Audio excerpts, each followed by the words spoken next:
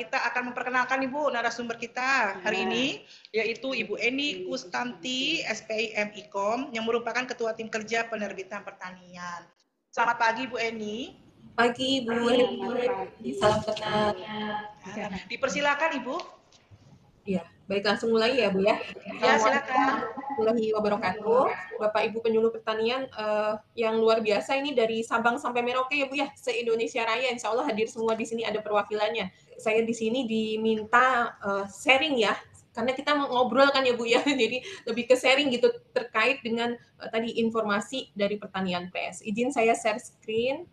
Baik, sharing saya pagi hari ini terkait dengan tadi ya, peran penyuluh pertanian dalam diseminasi informasi di pertanian press dalam mendukung swasembada pangan. Nah, terkait dengan diseminasi informasi ini ada 7 program utama ya, yang diantaranya peningkatan produksi padi, jagung, optimalisasi lahan, ada peningkatan produksi susu dan daging sapi, program cetak sawah, penyiapan benih unggul, penyediaan alsintan, pengembangan pertanian modern ya.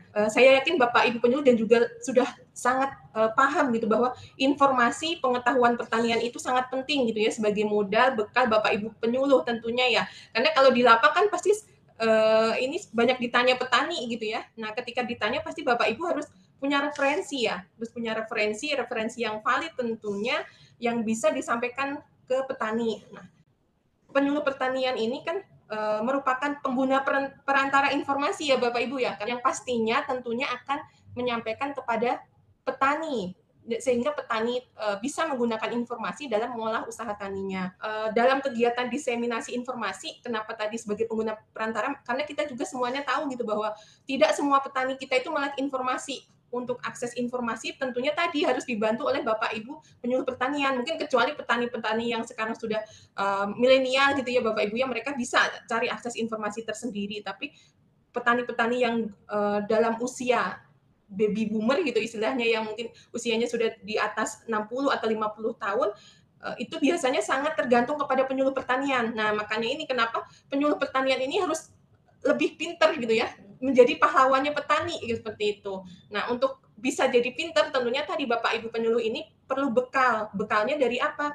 Dari berbagai diseminasi informasi, penyebaran informasi gitu ya. Dan sekarang ini tentunya sudah sangat banyak sekali media diseminasi informasi yang Bapak Ibu terima gitu kan. Nah, yang perlu jadi catatan adalah ketika Bapak Ibu mencari informasi gitu ya, kalau kami di perpustakaan itu selalu memberikan penekanan harus dicari informasi yang valid gitu ya. Tidak semua sumber informasi itu bisa digunakan karena saat ini semua orang bisa memproduksi informasi gitu kan. Kebayang ya kalau misalnya Bapak Ibu nyari asal di berbagai sumber, ternyata yang buat informasi pertaniannya misalnya anak kecil yang belum paham tentang pertanian gitu, Bapak Ibu ambil aja kemudian disampaikan ke petani, nah itu kan bisa fatal. Makanya ketika Bapak Ibu menerima informasi gitu ya dari berbagai media diseminasi, baik itu offline maupun online, media diseminasi offline misalnya ketika Bapak Ibu mengikuti seminar, pelatihan, kemudian yang online misalnya webinar, atau misalnya dari YouTube, dan di berbagai media website ya, itu harus benar-benar dipastikan informasinya valid. Nah, kita di Kementerian Pertanian punya salah satu sumber informasi yang valid tentunya Bapak Ibu, yang dari informasi-informasi yang diterbitkan dari buku oleh Pertanian Press. Nah, di Pertanian Press ini kenapa kami sebutkan ini ada informasi yang valid? Karena yang sumber informasinya adalah dari unit kerja di Kementerian Pertanian, dan tentunya yang diterbitkan di sini sudah tervalidasi seperti itu. Ini terkait dengan tadi ya, pendayagunaan penyuluh pertanian melalui media diseminasi informasi. Di sini Pertanian Press sebagai salah satu media diseminasi informasi yang tentunya bisa dimanfaatkan Bapak Ibu penyuluh se-Indonesia Raya gitu ya, seperti itu. Nah, ada dua peran utama Pertanian Press Bapak Ibu sebagai media diseminasi informasi.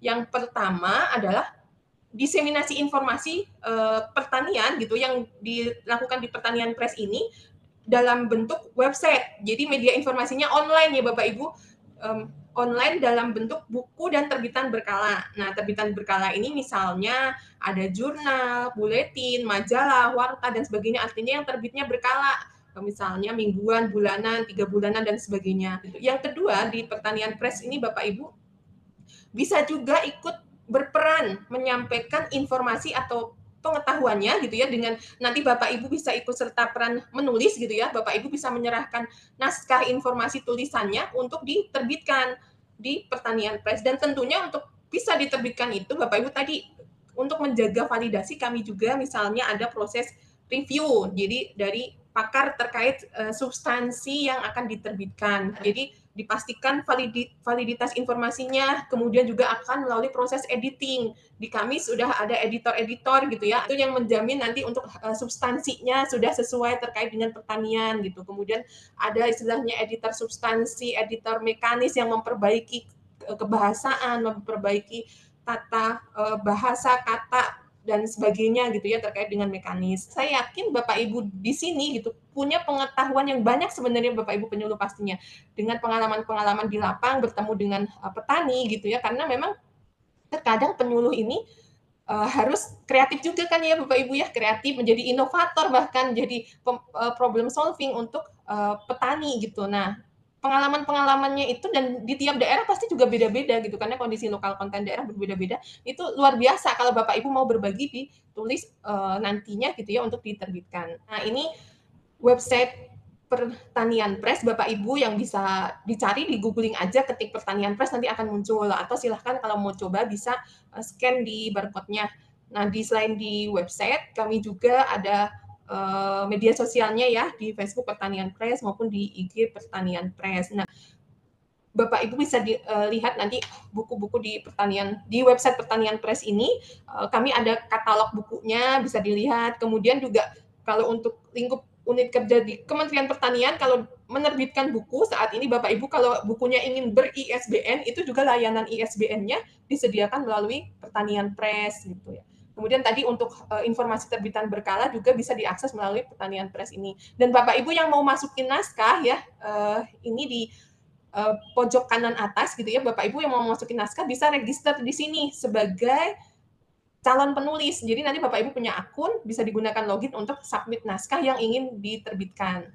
Nah, ini beberapa contoh buku terbitan kami Bapak Ibu, misalnya ada teknologi hemat air komoditas hortikultura. Waktu itu ini kami kolaborasi dengan Dirjen Ditlintan ya dengan Direktorat Pelindungan Hortikultura. Jadi gitu. Kemudian ada buku Teknik Mengendalikan Hama Penyakit Tanaman Padi. Nah, ini kami kolaborasi dengan Direktorat Perlindungan Tanaman Pangan. Kemudian juga ada buku Sumber Hara Tanaman Berbahan Baku Lokal. Ini kami kolaborasi dengan BSIP Tanah gitu ya. Dan juga misalnya buku yang dikeluarkan dari Kinerja dan Prospek Investasi Pertanian ini dari PVTPP. Jadi dari berbagai unit kerja kami bisa kolaborasi maupun dari unit kerja tersebut sudah menyiapkan naskahnya kemudian diproses di Pertanian Press.